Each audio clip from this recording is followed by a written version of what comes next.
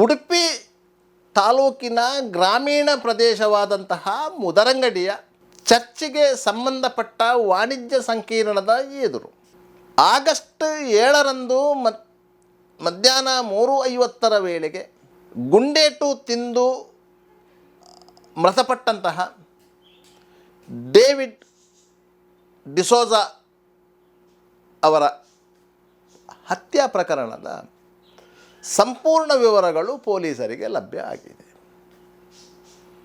ಈ ಹತ್ಯೆಯಲ್ಲಿ ನೇರವಾಗಿ ಭಾಗಿಯಾಗಿದ್ದಂಥ UP ಮೂಲದ ಶಾರ್ಪ್ ಶೂಟರ್ ರಾಜು ಎಂಬಾತನನ್ನು ಪೊಲೀಸರು ಕಾಲಿಗೆ ಗುಂಡು ಹೊಡೆದು ಬಂಧಿಸಿ ಮಣಿಪಾಲದ KMC ಆಸ್ಪತ್ರೆಯಲ್ಲಿ ಚಿಕಿತ್ಸೆಗೆ ಒಳಪಡಿಸಿದ್ದಾರೆ. ಆತನಿಗೆ ಪೊಲೀಸ್ ಕಾವಲು ಹಾಕಲಾಗಿದೆ. ಕೇವಲ ಕಾಲಿಗೆ ಮಾತ್ರ ಗುಂಡು ತಗಲಿದ್ದರಿಂದ ಆತ ಮಾತನಾಡುವ ಸ್ಥಿತಿಯಲ್ಲಿ ಇದ್ದಾರೆ. ಪ್ರಕರಣದ ತನಿಖೆಯ ಮೇಲ್ವಿಚಾರಣೆಯನ್ನು ಉಡುಪಿ DSP KU ಬೆಳ್ಳಿಯಪ್ಪನವರು ನಡೆಸ್ತಾ ಇದ್ದಾರೆ. ಉಡುಪಿ SP ಹರಿರಾಮ್ ಶಂಕರ್ ಅವರು ಇಡೀ ಪ್ರಕರಣದ ತನಿಖೆಯ ಮೇಲುಸ್ತುವಾರಿಯನ್ನು ವಹಿಸಿದ್ದಾರೆ. ಆರೋಪಿ ನೀಡುವಂತಹ ಪ್ರತಿಯೊಂದು ಹೇಳಿಕೆಯು ಇಲ್ಲಿ ಮುಖ್ಯ ಆಗುತ್ತದೆ. ಯಾಕಂತ ಹೇಳಿದರೆ ಡೇವಿಡ್ ಡಿಸೋಜಾ ಅವರನ್ನು ಏಕಾಏಕಿ UPಯಿಂದ ಬಂದು ಮುದರಂಗಡಿಗೆ ಬೈಕಿನಲ್ಲಿ ಬಂದು ಅಲ್ಲಿಂದ ಕಾದು ಕೂತು ಗುಂಡು ಹೊಡೆದು ಕೊಲೆ ಮಾಡಿದಂಥ ಪ್ರಕರಣ ಇದಲ್ಲ. ಈ ಹತ್ಯೆಗೆ ಸುಮಾರು 1 ವಾರಗಳಿಂದ ಟ್ರಯಲ್ ನಡೆಯುತ್ತಿತ್ತು ಎನ್ನುವುದಂತೂ ಸ್ಪಷ್ಟ.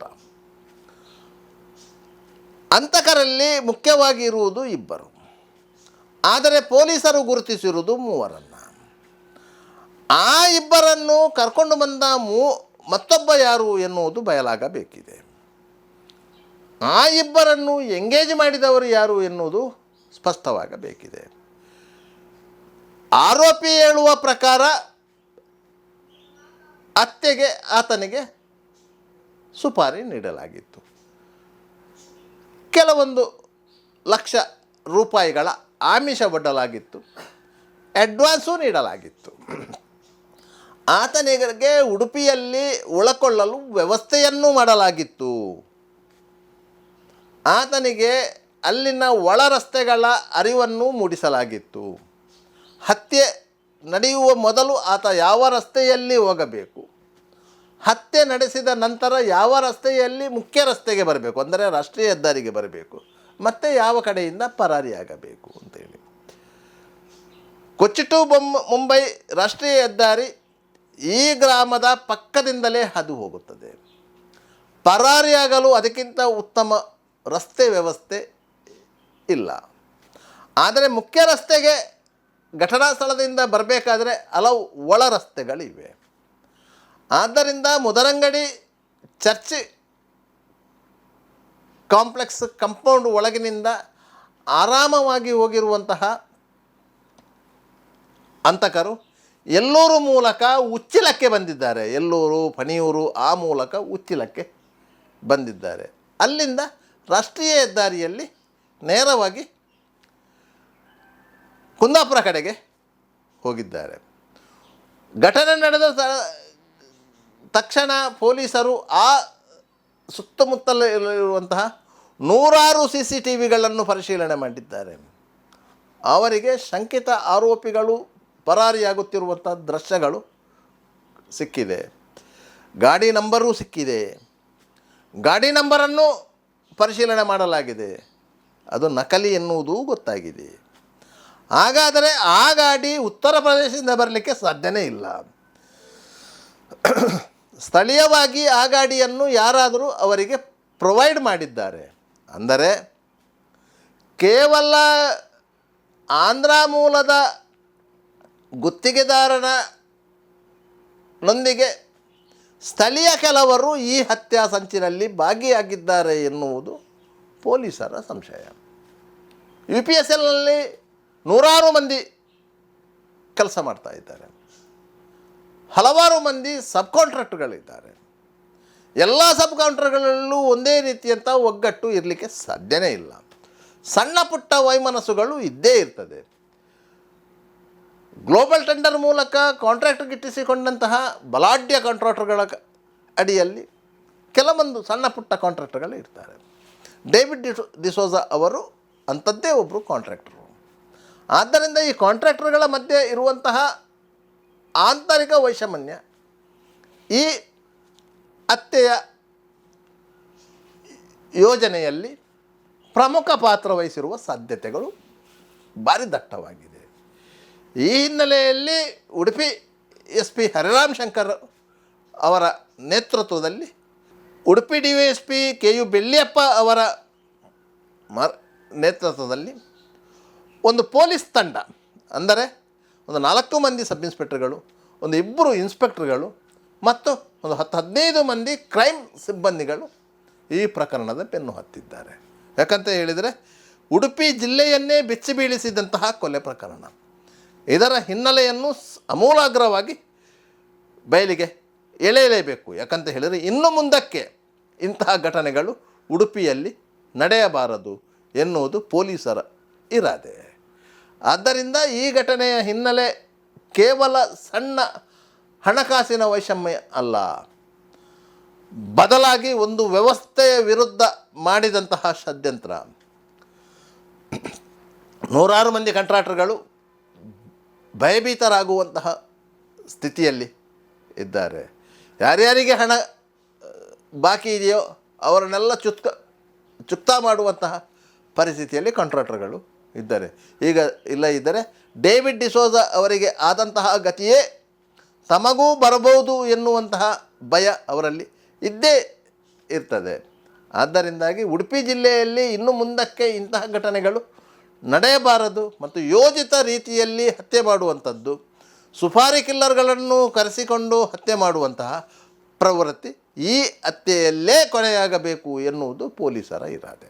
ಆದ್ದರಿಂದ ಪೊಲೀಸರು ಪ್ರಕರಣದ ಇಂಚು ಮಾಹಿತಿಗಳನ್ನು ಜಾಲಾಡ್ತಾ ಇದ್ದಾರೆ. ಪ್ರತಿಯೊಂದು ಮಾಹಿತಿಗಳನ್ನು ಕ್ರಾಸ್ ಚೆಕ್ ಮಾಡ್ತಾ ಇದ್ದಾರೆ. ಇಡೀ ಒಂದು ಪೊಲೀಸು ವ್ಯವಸ್ಥೆ ಈ ಪ್ರಕರಣದ ಹಿಂದೆ ಬಿದ್ದಿದೆ.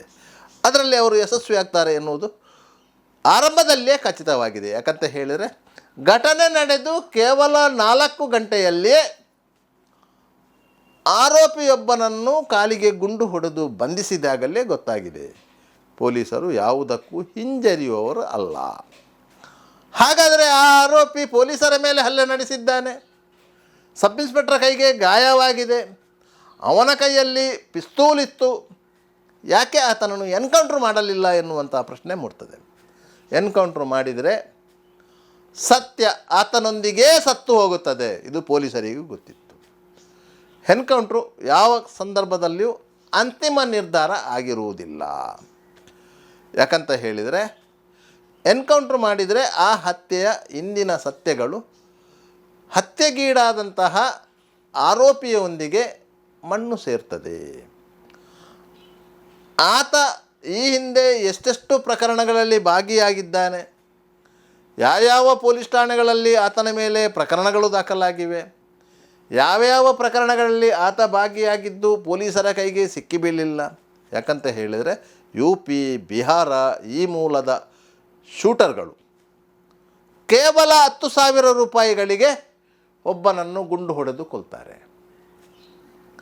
ಮುಂಬೈ ಅಂಡರ್ವರ್ಲ್ಡ್ನಲ್ಲಿ ನಡೆದಂತಹ ಬಹುತೇಕ ಹತ್ಯೆಗಳಲ್ಲಿ ಈ ಭಾಗದ ಯುವಕರ ಪಾತ್ರವೇ ದೊಡ್ಡದು. ಹೇಳಿ ಕೇಳಿ ಉಡುಪಿ ಮುಂಬೈ ಅಂಡರ್ವರ್ಲ್ಡ್ನೊಂದಿಗೆ ನಂಟಿರುವಂತಹ ಜಿಲ್ಲೆ. ಈಗಲೂ ಈ ಜಿಲ್ಲೆಗೆ ಸೇರಿದಂತಹ 1-2 ಪಾತಕಿಗಳು ವಿದೇಶದಲ್ಲಿ ತಲೆಮರೆಸಿಕೊಂಡಿದ್ದಾರೆ. ಡೇವಿಡ್ ಡಿಸೋಜಾ ಅವರ ಹತ್ಯೆಯಾದ ತಕ್ಷಣ ಚಾಲ್ತಿಗೆ ಬಂದ ಹೆಸರುಗಳು ಇವೆ. ಅದು ವಿಶ್ವನಾಥ ಕೊರಗಶೆಟ್ಟಿದ್ದು ಇರಬಹುದು, ಕಲಿಯೋಗೀಶನದ್ದು ಇರಬಹುದು. ಆದರೆ ಅವರಿಬ್ಬರಿಗೂ ಈ ಹತ್ಯೆಗೂ ಸಂಬಂಧ ಇದೆ ಎನ್ನುವುದು ಇಲ್ಲಿವರೆಗೆ ಖಚಿತವಾಗಿಲ್ಲ. ಯಾಕಂತ ಹೇಳಿದರೆ ಅವರಿಬ್ಬರು ಈಗ ಸಂಧ್ಯಾಕಾಲದಲ್ಲಿ ಇದ್ದಾರೆ. ಅವರಿಗೆ ಸದ್ಯಕ್ಕೆ ತಲೆ ಮೇಲೆ ಇರುವ ಕೇಸುಗಳನ್ನು ಹೇಗೆ ಹ್ಯಾಂಡಲ್ ಮಾಡುವುದು ಎನ್ನುವುದು ಚಿಂತೆಯಲ್ಲಿದ್ದಾರೆ. ಯಾವಾಗ ಪೊಲೀಸರು ಡೆಪೋರ್ಟ್ ಮಾಡಿಕೊಂಡು ಕರ್ಕೊಂಡು ಬರ್ತಾರೆ ಎನ್ನುವಂಥ ಭೀತಿಯಲ್ಲೂ ಇದ್ದಾರೆ. ಆದ್ದರಿಂದಾಗಿ ಅವರು ಹೊಸ ಪ್ರಕರಣಗಳಿಗೆ ಕೈ ಹಾಕುವಂಥ ಸಾಧ್ಯತೆಗಳು ಅತ್ಯಂತ ಕಡಿಮೆ.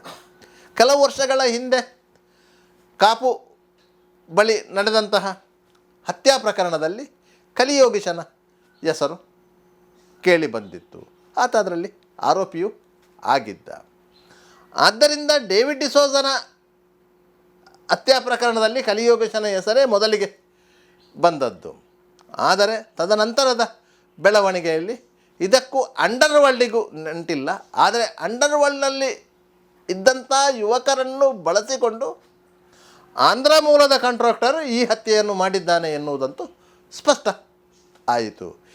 ಈಗ ಪೊಲೀಸರ ನಿಗಾವಣೆಯಲ್ಲಿ ಮಣಿಪಾಲದ KMC ಆಸ್ಪತ್ರೆಯಲ್ಲಿ ಚಿಕಿತ್ಸೆ ಪಡೆಯುತ್ತಿರುವಂತಹ ರಾಜು ಎನ್ನುವಂತಹ ಹಂತಕ ಯಾರಿದ್ದಾನೆ, ಆತ ಪೊಲೀಸರ ಮಾತುಗಳಿಗೆ ಸ್ಪಂದಿಸ್ತಾ ಇದ್ದಾನೆ. ಆತ ಅಪಾಯದಿಂದ ಪಾರಾಗಿದ್ದಾನೆ. ಆತನ ಜೊತೆಗಿದ್ದ ಇಬ್ಬರು ಪರಾರಿಯಾಗಿದ್ದಾರೆ ಎನ್ನುವುದು ಪೊಲೀಸರು ಹೇಳುತ್ತಿದ್ದಾರಾದರೂ ಸಹ ಕೆಲವೊಂದು ಮೂಲಗಳ ಪ್ರಕಾರ ಅವರು ಪೊಲೀಸರ ವಶದಲ್ಲಿ ಇದ್ದಾರೆ. ಅವರಿಂದಲೂ ಮಾಹಿತಿಗಳನ್ನು ಪಡೆಯುವಂಥ ಕೆಲಸವನ್ನು ಪೊಲೀಸರು ಮಾಡುತ್ತಿದ್ದಾರೆ.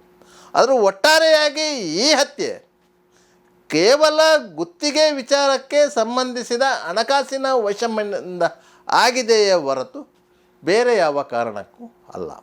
ಆದರೆ ಈ ಹತ್ಯೆಯಲ್ಲಿ ಕೇವಲ ಗುತ್ತಿಗೆದಾರ ಮತ್ತು ಶೂಟರ್ಗಳು ಮಾತ್ರ ಭಾಗಿಗಳಲ್ಲ.